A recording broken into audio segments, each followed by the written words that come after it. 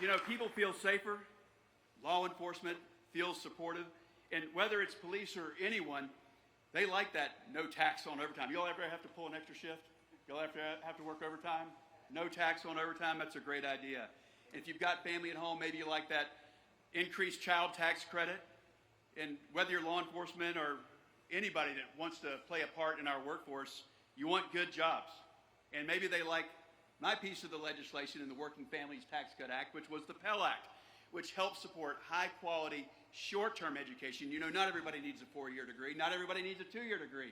But sometimes you just need the skills to get right into the workforce and go to work. Maybe it's somewhere like Red Bull coming up. Maybe it's another manufacturing. Maybe it's on one of these great NASCAR teams here. But you just need some short-term education, and that's what the Pell Act does, so that we can keep growing North Carolina's economy and making America great again. Thank you. God bless you. Let's welcome JD Vance in a few minutes. Thank you.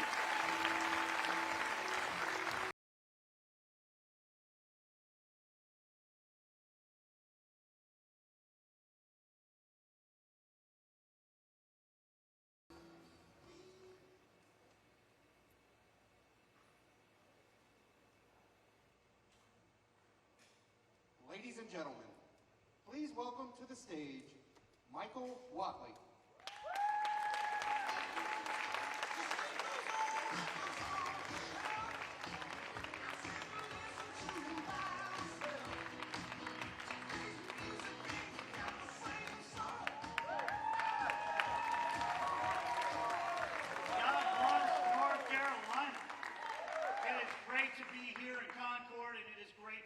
So many patriots who have come in here to see our great Vice President JD Vance. How important is it to have him here in North Carolina today? You know, when you think about where we are in North Carolina today, we are experiencing the most transformational presidency of our lifetime. We are in the middle of a term where 9 months in, President Trump and Vice President Vance and their administration are keeping their promises to the people of America and the people of North Carolina. Amen. We are rebuilding our economy. They are setting up trade policies that are going to benefit North Carolina manufacturers, North Carolina farmers, North Carolina small businesses. We are seeing wages go up. We are seeing jobs get created all across this state. America is respected around the world again. And President Trump and JD Vance are working very hard to make sure that we can protect our kids and our communities all across North Carolina. They have secured the southern border. Just last month, they announced for the 3rd month in a row, 0 illegal aliens have come across our border with the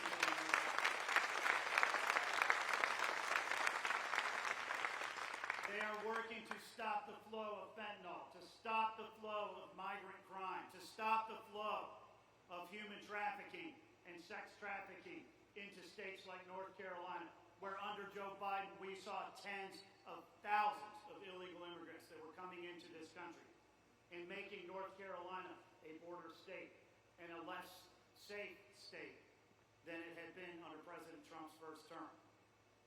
And we talk about keeping the world safe. You know, the men and women of North Carolina that we have in uniform are the tip of the spear when it comes to protecting our interests and our allies around the world. We need to support our troops. We need to support our veterans, 720,000 of them who live here in North Carolina. That's what's happening all day, every day with President Trump's administration. So it is a real pleasure to have Senator Vance down here.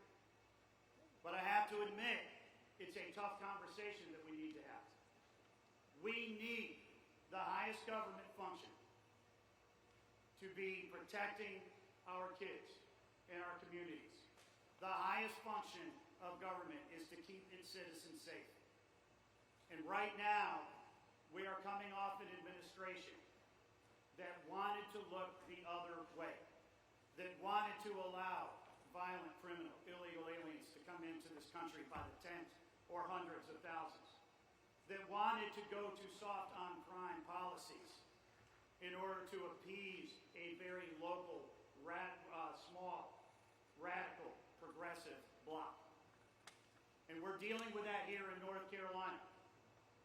What happened to Irena Zarotska is an absolute travesty, and it did not need to happen. Roy Cooper, during the 2020 Antifa riots, and most people are going to remember him taking off his mask and going out there and marching with the Antifa protesters. What they may not remember is that he signed an executive order saying that we need to reimagine law enforcement in North Carolina. You know what? I don't think we need to reimagine law enforcement. What we need to do is enforce the law, and we need to back the blue in North Carolina.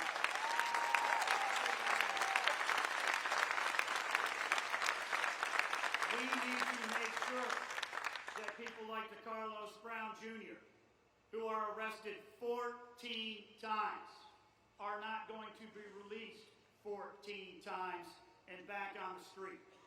That man should have never been on the street. He should have never been on that car.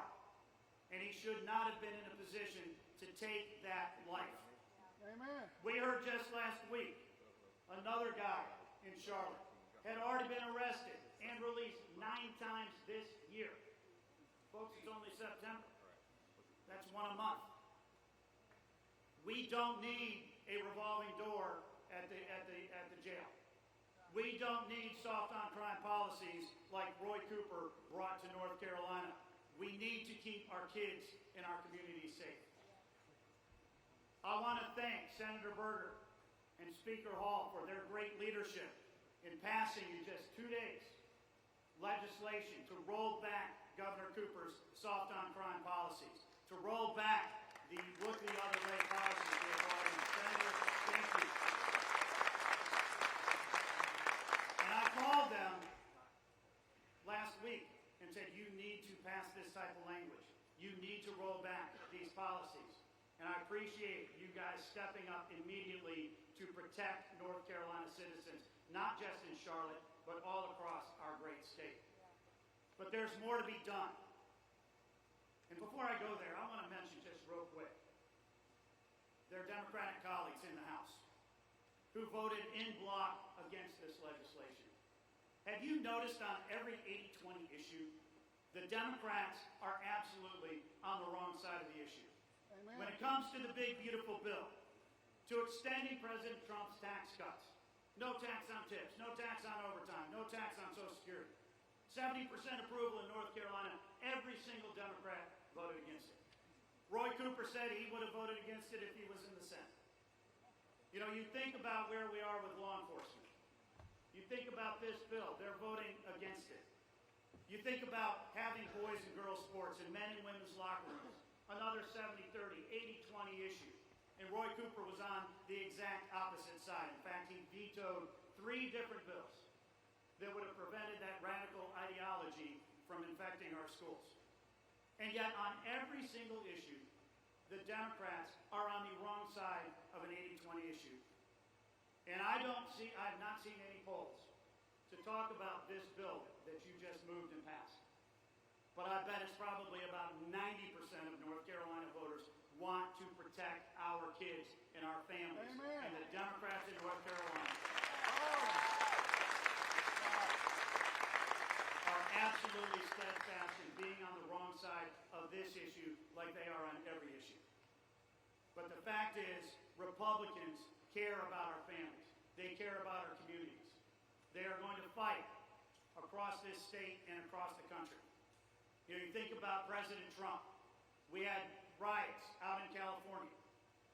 He sent in the National Guard to quell those riots. Every Democrat leader across the country said, you can't do that. You can't protect our citizens. We talked about cleaning up Washington, D.C., using the National Guard to arrest thousands upon thousands of criminals roaming around the street. And right now, today, Washington, D.C. is the most safe that it has been in decades. Right. So President Trump and JD Vance have a vision for a safer America, to back the blue, to keep our communities safe, to protect our families. And I am very, very proud that I had the opportunity to work with President Trump and his campaign and JD Vance to make sure that they carried North Carolina 3 times in a row. Amen. We are in a position today where we are experiencing the most transformational term, certainly since Ronald Reagan's first term, if not even before that, because they are here to make America great.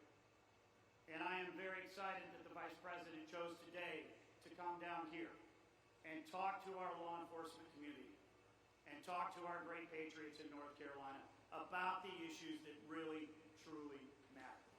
And I am excited to be running for Senate so that I can be a voice for all of the North Carolina families and communities, and I can be an ally for President Trump in the Senate.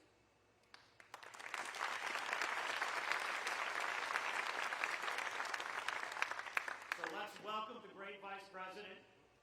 Let's make sure that when he comes out here, we give him a North Carolina welcome and welcome him to God's country. And I want to thank all of you for being here today, but most importantly, I want to thank our law enforcement community, the men and women who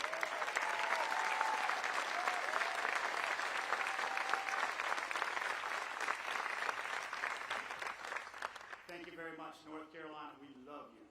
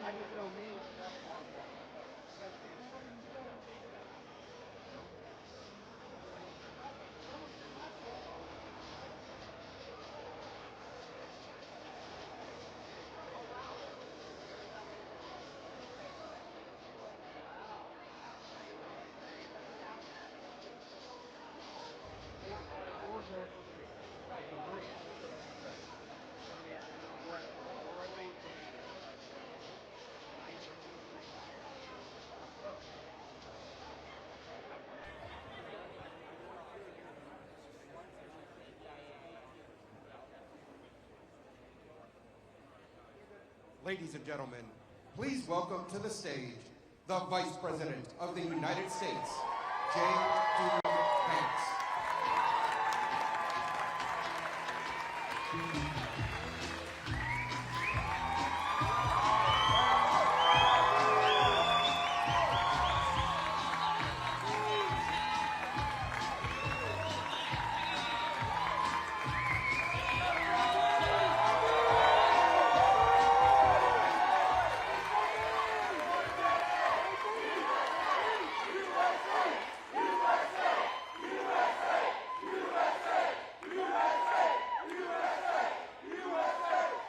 Thank you, please. You guys, what a crowd. We love you too. Thank you guys. It's good to see you.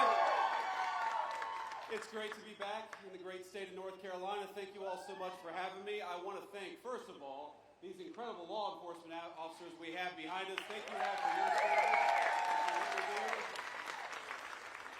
It's a good-looking crew. It's a little hot in here. Those of you who are watching at home don't know it's a little hot in here.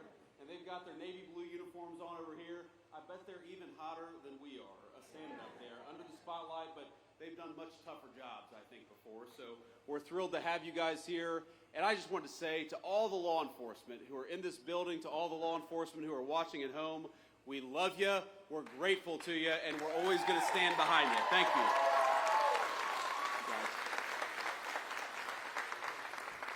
Now, I have a few other thank yous before we get to the meat of what I wanted to say here. First of all, we're in this incredible hangar, and it belongs to Dennis and Kay Yates. Where are Dennis and Kay at? Where are you guys? Thank you all so much.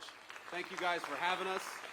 And, of course, we're also thrilled to be joined by the hangar's previous owner, Jack Rouse. So, Jack, thank you so much for building this thing and for having us. It's good to be here. Now, I'm joined by one of my favorite former Senate colleagues, and that is the great Senator Ted Budd from North Carolina. Ted, thank you so much. A very good guy. And I assume we have some other Republicans in here, so are we going to send Ted Budd, a great fellow senator, and Michael Whatley from the state of North Carolina?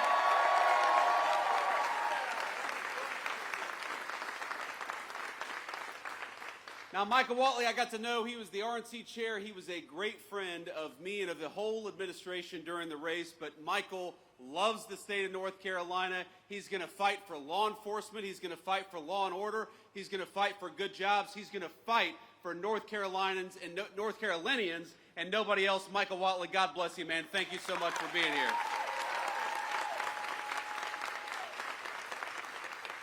We've got Congressman Addison McDowell. Addison, where are you? Stand up and be recognized. Thank you, Addison.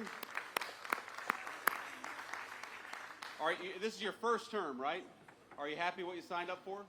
That's good. Okay. Let's be honest, he couldn't say no, even if he wanted to, but he loves serving the great people in North Carolina and Washington. He does a very, very good job. And then I also want to give a shout out to Mark Harris. Mark, where are you? Please, Mark, you're a great guy. Thank you for everything. But I want to just say that being here in North Carolina, we're here to talk about law and order. We're here to talk about law enforcement, and we're here to talk about the basic fact that you all pay your taxes. They go to safe streets and safe cities. You ought to be able to enjoy the places that were built by your tax dollars. You ought to be afraid, the criminals ought to be afraid of you. You ought not be afraid of the criminals. It's very simple. And I think for too long in this country, we actually took the exact wrong approach. We told people that if you were walking down a city street and there was a crazy person over there yelling and screaming at your kids, you ought to walk to the other side of the street rather than possibly be accosted by a violent person. Well, you know what I think? I think that if a person is being violent and threatening to young children and young families, they ought to send their asses to prison instead of telling people that they got to cross the other side of the street. And Ted is going to be mad at me. Ted is a good Christian man. He does not cuss. So, Ted, forgive me if I get a little fired up sometimes when I'm talking about this. Look, I've gotten in arguments with people before. You know, a couple years ago, I took my family to New York City. This was when I was in the United States Senate. We spent a few days there. It was a wonderful trip in a lot of ways. But, you know, every time we went to the subway, I'd have one of my kids grabbing onto my leg or afraid because there was a crazy person yelling, hollering, and screaming at a 3-year-old little kid. Why do we live like this? Why do we accept this in our communities? And the answer is because of bad political leadership. We have accepted for too long this idea that we ought to give over our streets to criminals and to vagrants and to people who are screaming at us instead of taking back our streets with our incredible law enforcement.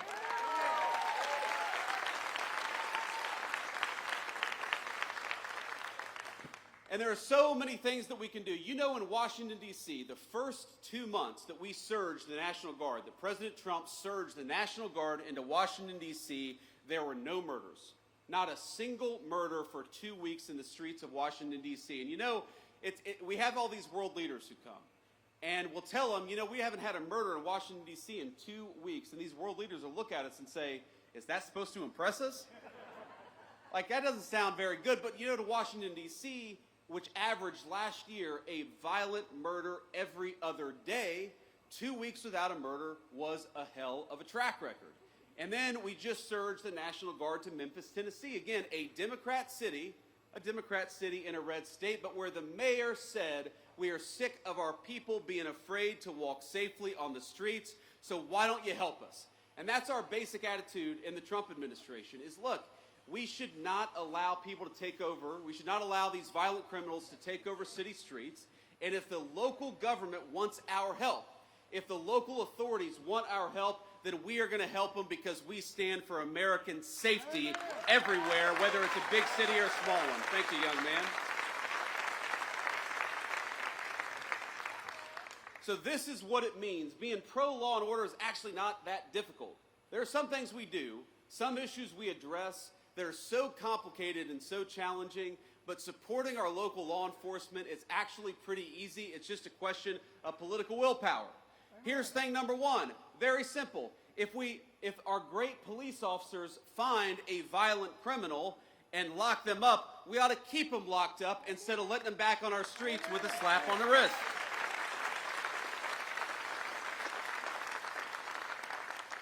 That means we want to give our police officers the very best equipment and the very best protection anywhere in the world. We want you guys to have the very best, and we're going to fight every single day to make sure that they have it. It means punishing state and local jurisdictions that restrict your ability to do police work. They just want to do their job. They ought to be allowed to do it. And it means pursuing enhanced sentences for violent criminals. Amen. Like the violent criminal who murdered that poor innocent girl in Charlotte, North Carolina just a couple of months ago. And I want to talk about her for a second because I think, we got a beautiful baby over there. How you doing, ma'am? Yeah, I would like to. How old is she? 6 months old. Beautiful. Thank you. Thank you for bringing her. We want law and order for her above all else, right? That's why we're doing what we do.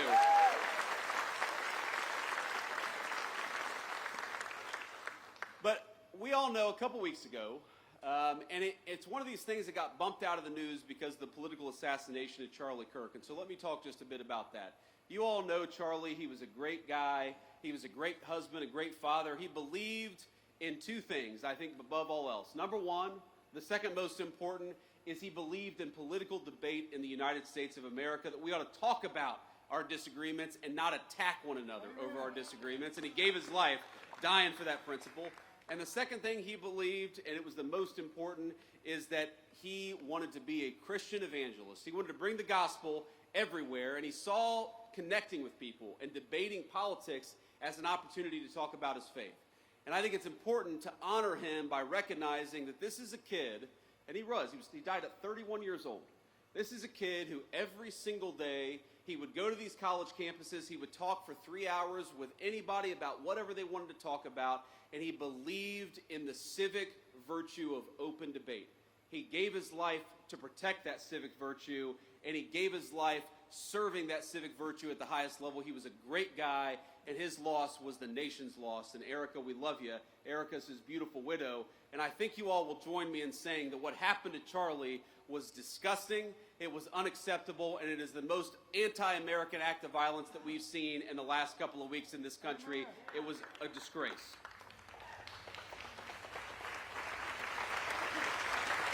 But thank you all.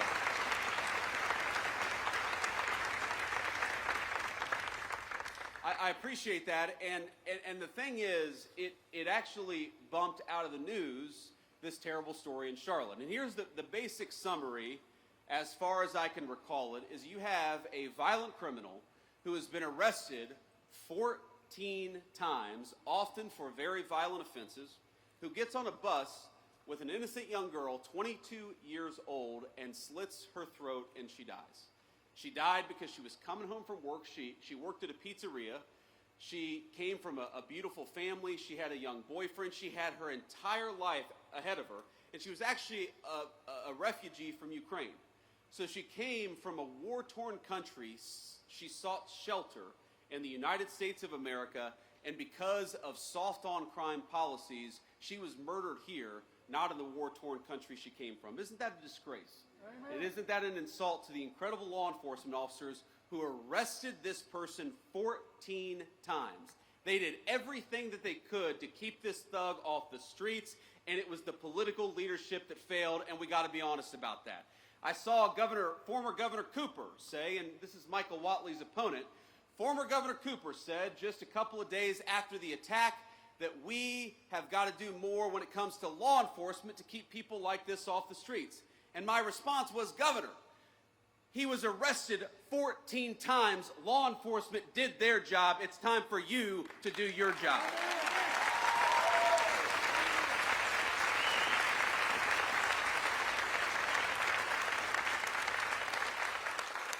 And it's so amazing to me, political Democrats, I don't think it's all Democrats, I actually think most Democrats want what most Republicans want, which is safety in their communities, but they always manage to turn issues of crime into a distraction about race. They always try to say that law enforcement, locking violent criminals up, is inherently racist, and I gotta be honest with you, that's an insult to white people, it's an insult to black people too. Because all of us just want to live safely in our communities. It doesn't make an ounce of sense to me. But I actually, because of these Democrat talking points, I went and looked up. Do you know that in most big cities, the gross majority, over 90% of violent crime is committed by fewer than 1% of the city's residents? This is not a black-white issue. This is, we've got a small percentage of violent criminals in our communities. Democrats want to let them out of prison, and Republicans want to put them in prison and keep them there so that all of us are safe in the process. I think that's common sense, don't you?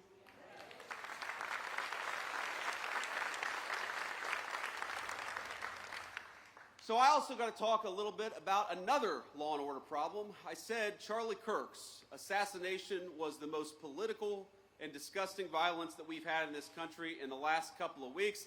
And that was true maybe until this morning, because I don't know if you all have followed the news, and we're still learning a little bit about it. But what we know is that in Dallas, Texas, an ICE facility, an Immigrations and Customs Enforcement facility, was opened fire upon by a violent left-wing extremist, a person who wrote anti-ICE messaging on their bullets, and there's some evidence that we have that's not yet public, but we know this person was politically motivated. They were politically motivated to go after law enforcement. They were politically motivated to go after people who are enforcing our border, and I think that is the most disgusting thing. The very people who keep us safe ought to be honored and protected and praised by Democrats and Republicans alike. It is time to stop the rhetorical assault on law enforcement. Because here's what happens. Because here's what happens when Democrats, like Gavin Newsom did, say that these people are part of an authoritarian government. When the left-wing media lies about what they're doing, when they lie about who they're arresting, when they lie about the actual job of law enforcement, what they're doing is encouraging crazy people to go and commit violence. You don't have to agree with my immigration policies. You don't have to agree with Donald Trump's immigration policies. But if your political rhetoric encourages violence against our law enforcement, you can go straight to hell, and you have no place in the political conversation of the United States of America.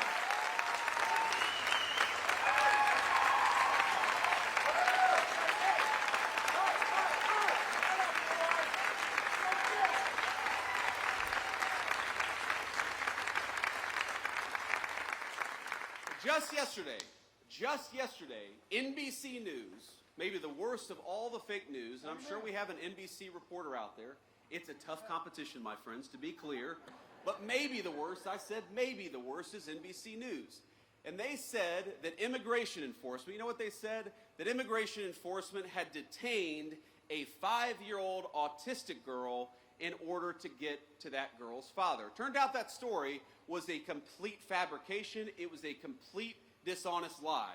But when you go around and lie about our law enforcement and you tell them that they're mistreating 5-year-old girls, what do you think is going to happen? When Democratic politicians incur doxing, when they encourage us to unmask ICE enforcement officers, what do you think is going to happen? When the mayor of Los Angeles encourages violent protesters to get in the face of our law enforcement, what do you think is going to happen? What's going to happen is political violence, and political violence has gotten out of control in this country. We got to stop it, we got to condemn it, and that starts, unfortunately, at the very top of the Democratic Party.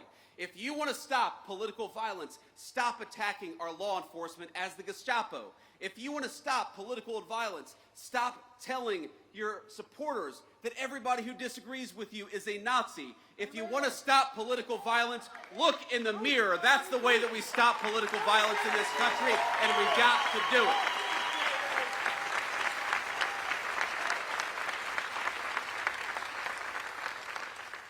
And while we're all mourning and rooting for and praying for everybody who was injured at that ICE facility, and as far as we know, it looks like some of the detainees, in other words, some of the potential illegal aliens, were some of those who were affected. Look, just because we don't support illegal aliens, we don't want them to be executed by violent assassins engaged in political violence either. So we're praying both for our ICE agents, but also for everybody who's affected by this terrible attack.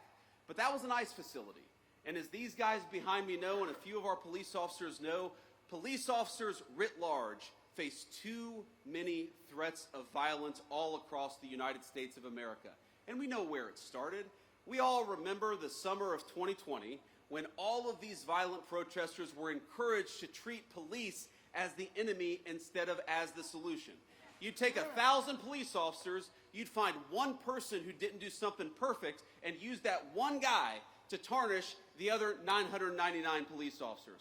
Well, I would like everybody, whether a Democrat, a Republican, or an independent, especially those in political leadership, can we all just agree that our police officers are heroes, that they are public servants, and that the first and most important step of keeping all of us safe is to keep our police officers safe, because they are the thin blue line between civilization and chaos. Thank you all.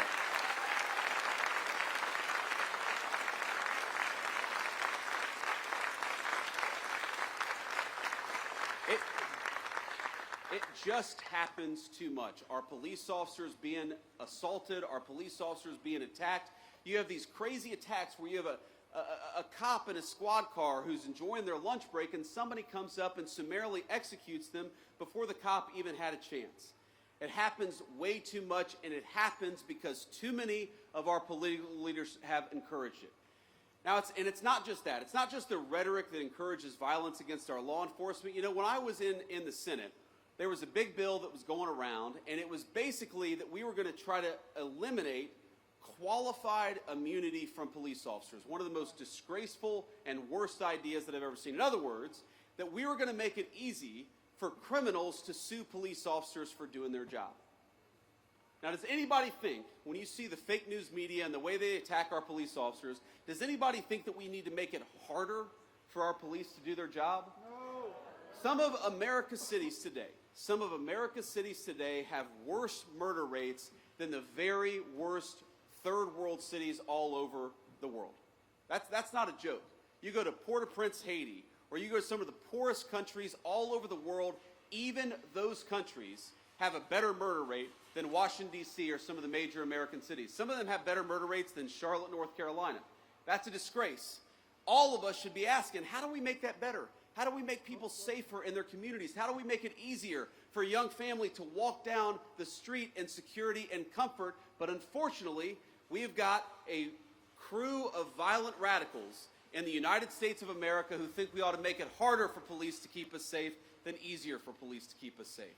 So here's one thing I'd like to do. I'd like every single Democrat starting today, and every Republican too, while we're at it, to say that we are going to defeat these efforts to strip immunity from our police officers. We're going to make it easier for them to do their job, not harder for them to do their job. Let's fight for it every single day.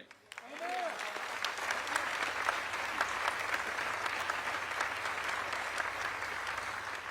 Get your breath off their ass. That's exactly right, sir. That's exactly right. You can say that, but I can't. I've hit my quotient for cuss words today. I don't want Ted Budd to disown me, so I'm not going to say that, but we can run the clip back later. But let me just leave you with one final thought here. Look, I was asked earlier today by a reporter I actually like, but a reporter who said, well, don't both sides have crazy people? And of course, obviously, country of 330 million people, of course, both sides have crazy people. But if you look at the political violence in our country over the last couple of months, the last couple of years, it is not a both sides problem. It is primarily on one side of the political aisle. So, if we are going to truly go after the political violence in this country, we need the Democratic leadership of Washington, D.C. to look in the mirror.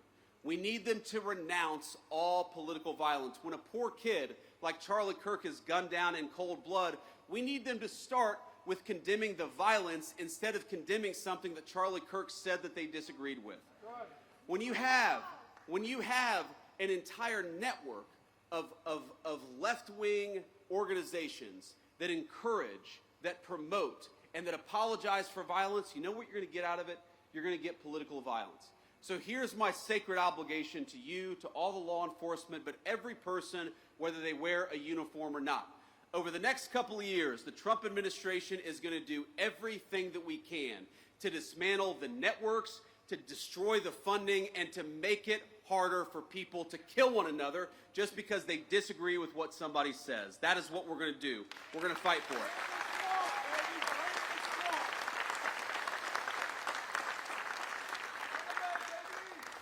Let me just leave you with this one final thought. Now, most of the time when I go around to events like this, I'm talking about our big, beautiful bill, our working families tax cuts. And I want to leave us just with a reflection on that, because while we're talking about law and order today and we're honoring the police, one of the ways in which we rebuild the American dream is by allowing you to keep more of your hard-earned money.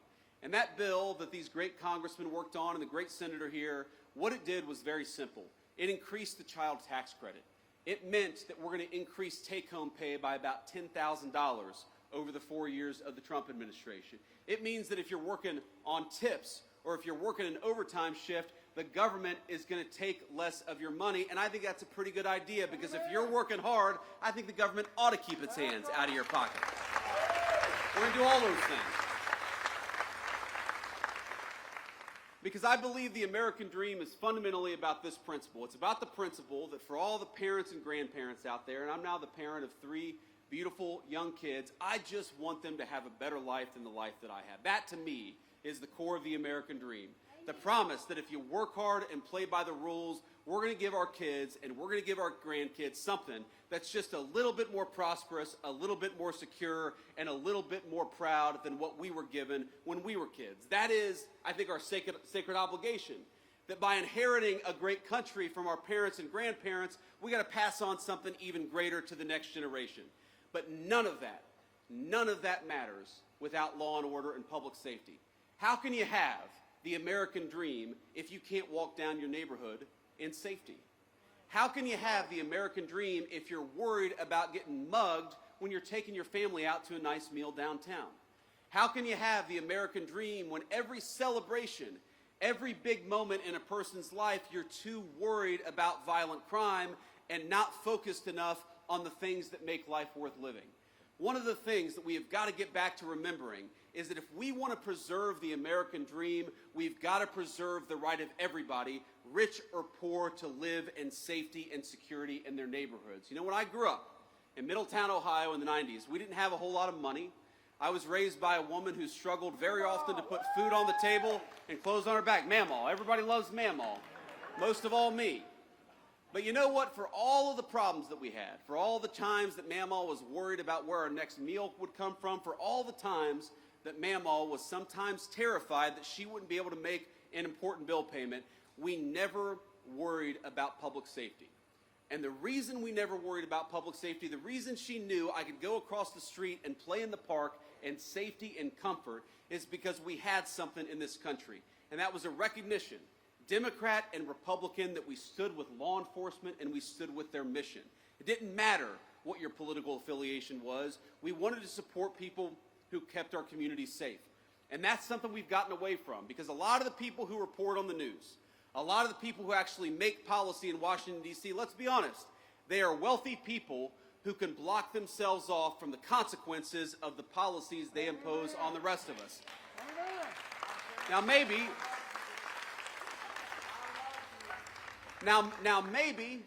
they've never had to call a police officer because they can call a private security guard. Maybe they've never had their home broken into because they live behind a gated community. Maybe they don't have to worry about walking down the streets of a city safely because they've got a driver in a big fancy car who can take them from point A to point B, but that is not true of the gross majority of our citizens. So I want to tell you, when I talk about protecting the American dream, when President Trump talks about fighting for the American dream, at the very top of that list is fighting for your ability, whether you're rich or poor, to be safe in the home that you love. It is our sacred obligation. It's their sacred obligation, and we're going to work for it every single day. God bless you. Thank you for having me.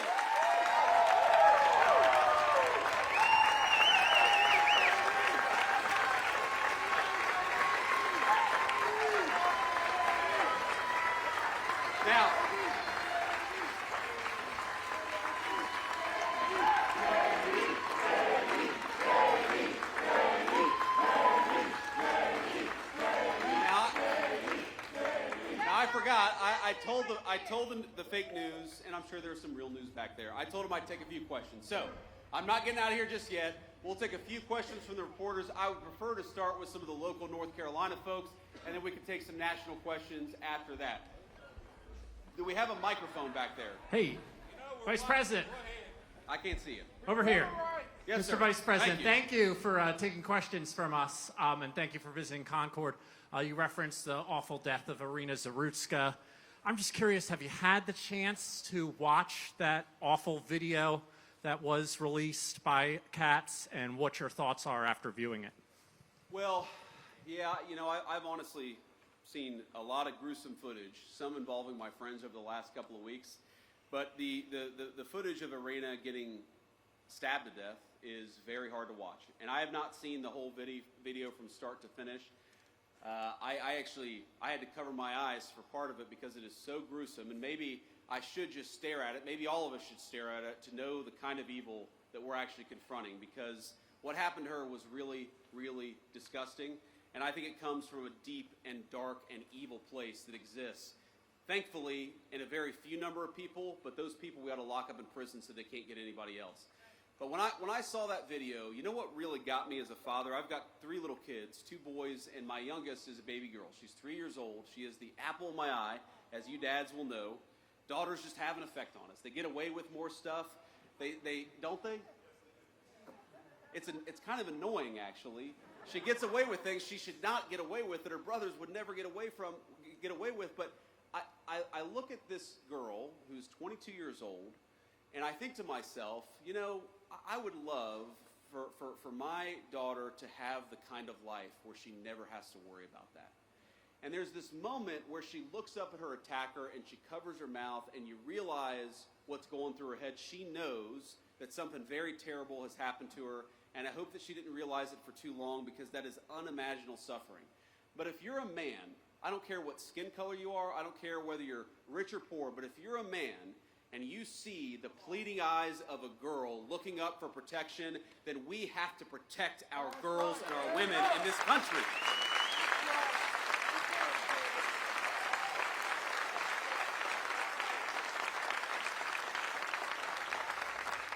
And that was my reaction to it. That was my thought when I watched it. Now, young man, this is a very earnest young man.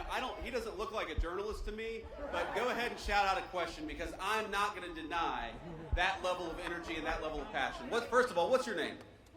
Henry. It's good to meet you, Henry. Ask your question, please. I skipped school today. I was wondering if I could get a picture with you.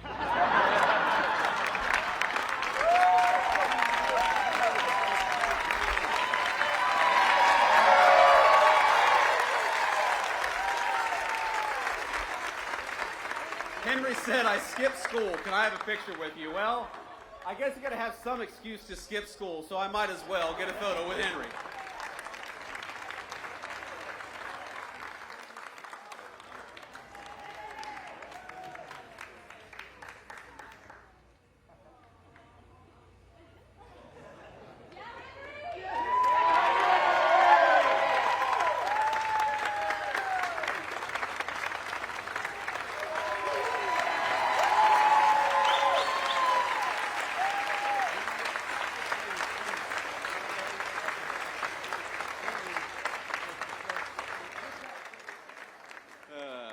Now the next reporter is going to be, hey, I'm from CNN. Can I get a photo with you too?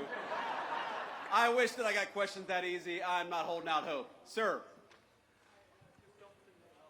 Can we get you a microphone? I can't hear you, sir. Gotcha. I'm Jordan Green with Raw Story. President Trump and other speakers here have blamed former Governor Cooper and the mayor of Charlotte for Irina Zarutska's death. Do you also hold the North Carolina General Assembly responsible, who set the laws governing pretrial release that may have affected this crime? Well, look, I think every politician who didn't work hard to keep violent criminals behind bars deserves to have some of the blame. But at the very top of that list is Governor Cooper. Because at the time that we were pushing these soft-on-crime policies, Governor Cooper was the man in charge. Now, I know we've got some great North Carolina legislators, and I might call them out if they're here. Do we have North Carolina House Speaker Destin Hall? Where's Destin at? Destin, thank you, man. We got Phil Berger here. Phil, thank you so much. Senate President Pro Tem. We've got County Sheriff Van Shaw. Where's County Sheriff Van Shaw? Thank you, sir. We've got Cabarrus County DA Ashley Shanley. Is it Shanley? I got that right? Okay.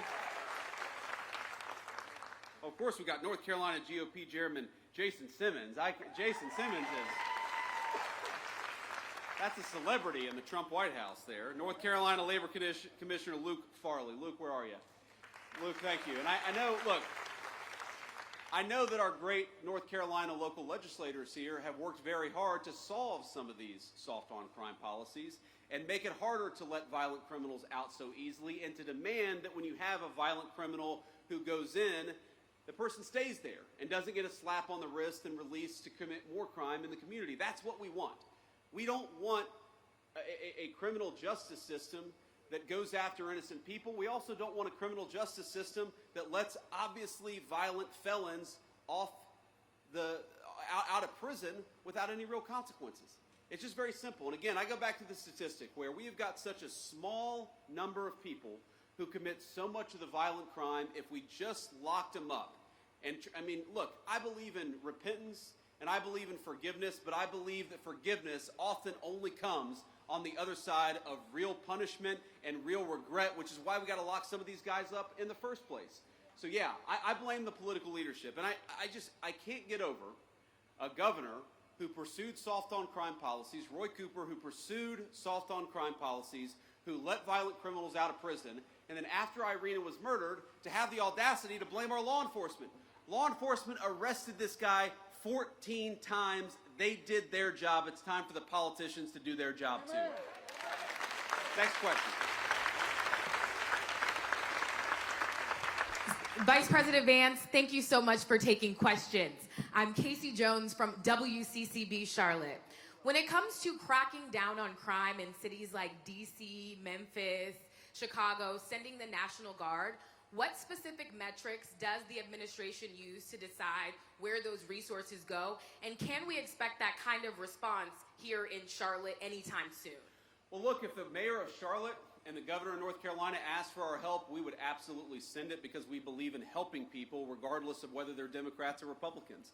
We would love to have the mayor of Charlotte reach out for our help, and that's, you asked what the metrics are, that's one of the most important metrics. We want to go where we can have a real partnership between local law enforcement and the federal officials so that we can root out the crime.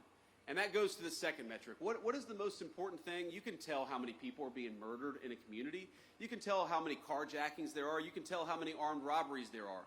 There's way too much violent crime happening in our country. And when we look at an American community, again, we don't care about their politics. When we look at an American community where people are suffering because of violent crime, our response is we want to help, just let us. And I'd encourage everybody to talk to your local officials. I know we're a little far away from Charlotte, but to talk to your local officials and encourage them to ask for the help of the Trump administration. We are willing to provide it. We want fewer people to be affected by violent crime, but these guys have actually got to play a partnership role with us. And unfortunately, way too many of them. Some of these people, it's crazy. They are ruling over cities that have violent crime rates that are worse than Mogadishu, and they say, no, no, no, we don't want Donald Trump to come in. Well, excuse me, if you don't need the federal help, then why is your murder rate so terrible in the first place? You do need the help, you just need to admit it. Thank you, Casey. Next question. Vice President, Michael Warwick, I'm with WBTV. Welcome to Race and Country, first of all. Irina's law was just passed by Republican lawmakers. It's now on Governor Stein's desk. It addresses cashless bail. It would allow magistrates to involuntarily commit people who they believe to be sick. However, opponents of that bill don't think it goes far enough for the mental health side of things. It also opens the door to the death penalty, which I know some opponents are against. Why would you encourage the governor, politics aside, to sign that bill? Well, because I want to keep violent criminals off the street, and I want Americans to be safer. And this bill does it. Irina's law does it. Congratulations to the Senate President and House Speaker for getting it over the finish line. The governor's got to sign it.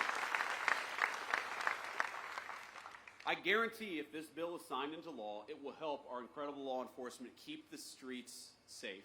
And that's ultimately all I really care about. Again, it breaks my heart to think that you have young kids, you know, especially in poor communities, whether they're black or white, who don't feel like they can walk outside. You've got grandmothers who are taking care of grandkids who don't want to sit out on their front porch because they're worried about drive-by shootings. That should break everybody's heart, and the way to solve the problem is to empower these cops to go after the bad guys and to do it with their full skill and their full force. Now, I don't know, have I read every detail of the law? I know some of the things that it does. I know that it ends cashless bail, which would be huge for the people in North Carolina. I know it makes it harder for some of these local magistrates to let people out with a slap on the wrist. That would be huge for the people of North Carolina. But could there be more? There could always be more. But don't let the perfect be the enemy of the good. This bill is going to make North Carolinians safer. They ought to sign it.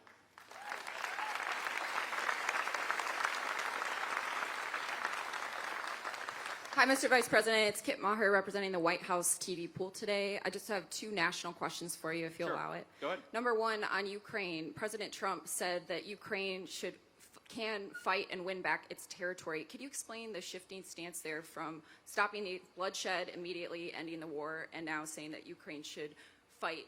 Is that a tactic to pressure Putin back to the table? We'll go ahead and do the second question. Yeah, second question. Yeah. Last year, when I was covering you on the campaign trail, you told Joe Rogan that the difference between Harris and Trump is that Trump is not trying to censor his fellow Americans. I'm wondering if you can square your fervent belief in free speech with what's going on now with Jimmy Kimmel and the FCC pressure. I'd love to hear your thoughts on both of those. Well, look, on the free speech conversation, I'm pretty sure that Jimmy Kimmel was back on the air last night, and to the extent that he's not back on the air, it's because he's not funny and has terrible ratings. This is not a federal government problem. This is...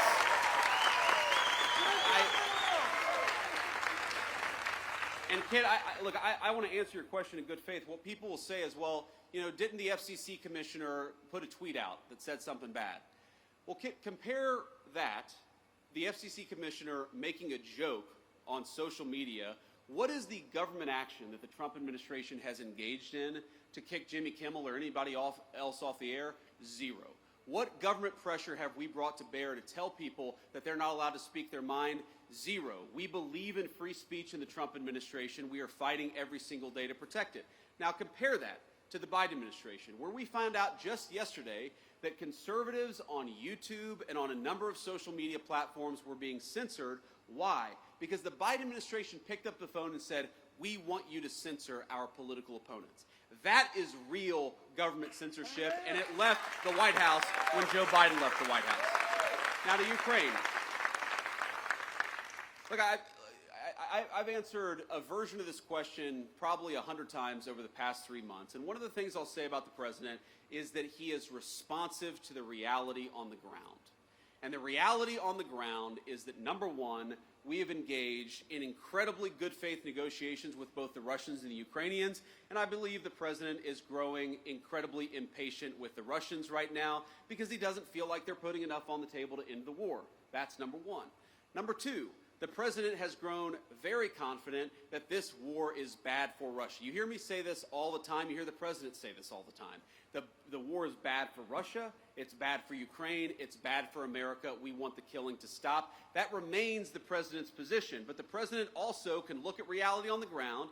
He sees the economic numbers that are coming out of Eastern Europe. He sees the number of dead people, both Russians and Ukrainians, that are happening in that war. And the president is telling Vladimir Putin it is time to stop the killing. He would say that to Zelensky. In fact, has said that to Zelensky. He wants this war to end, and he's doing everything that he can to stop it. But look, if the Russians refuse to negotiate in good faith, I think it's going to be very, very bad for their country. That's what the president made clear. It's not a shift in position. It's an acknowledgement of the reality on the ground. We're going to keep on fighting for peace every single day in the Trump administration.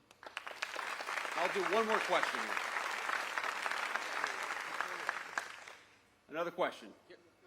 Sir. I want to take it from you. Good afternoon, Mr. Vice President. Monica Casey, WRAL out of Raleigh. We are coming up on the one-year anniversary of Hurricane Helene's devastation. Sure. What is the administration doing to speed up the distribution of federal aid for that disaster? Yeah, so just in the last week, the Secretary of Homeland Security put another, I believe, $64 million into the disaster relief effort. We inherited, I'm going to be honest with you, a FEMA that was mired in bureaucracy and red tape. The president has made very clear from day one, we want to get relief to the people of North Carolina as quickly and as rapidly as humanly possible, and that's what we're trying to do. The second thing I'll say is that I understand the governor had a very good call with the president, I believe on 9/11 actually, about a week and a half ago. It may have been, the day before or the day afterwards. But he had a good conversation with the president about some of the disaster relief needs that are there. We're going to keep on working on this. We're going to keep on working with some of our colleagues and the federal congressional delegation from North Carolina. But let me just say, I visited the devastation myself. I want the people there to know we continue to think about them, we continue to work on this issue, and we're going to make sure that we never forget that area of North Carolina and the devastation that storm caused. Great. All right. On that note, I just want to say you guys have been an incredible group to get to spend some time with. Henry, I hope you got the photo you needed. So are you going to get like a tardy, Henry, or what's the deal? If you get a photo with the vice president, you're allowed to have an excused absence? Is that how that works? Okay, he doesn't know, actually. Henry is not as confident in that question as I would have hoped, but it's great to meet you, my friend. It's great to be with all of you. Just remember, we've got a very, very important job, and each and every single one of us has a role to play. To our law enforcement, thank you for the job that you do. We're going to keep on fighting for you in the Trump administration. We're going to keep on fighting for safety and security all across the state of North Carolina. God bless you. Thank you for having me.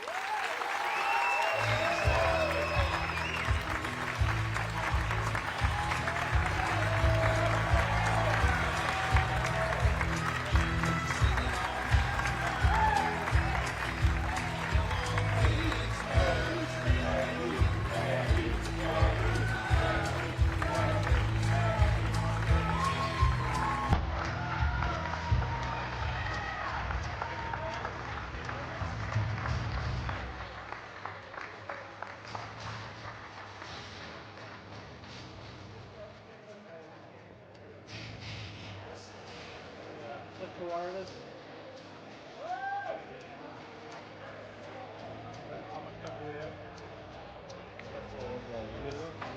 Wireless.